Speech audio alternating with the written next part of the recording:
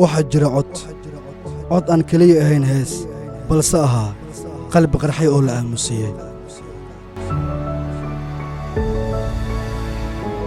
wuxuu dholo caddayn jiray marka uu heesaayo balse indhihiisu weligood farxad ma arag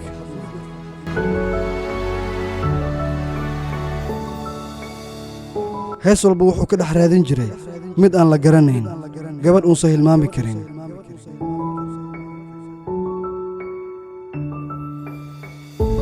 isma aysan dhaafin way isjeclaayeen balse noloshu qorshe kale ayay wadatay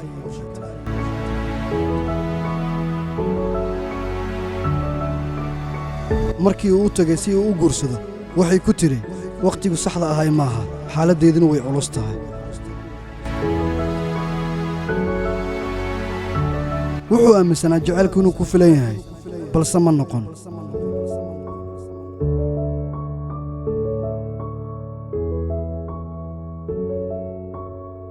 markii uurka loo sheegay wuxuu ka codsaday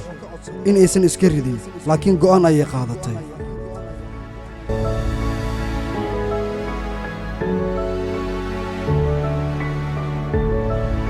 codkiisii wuxuu noqday hees balse qalbigiisu wuxuu ahaa dhaawac la qariyey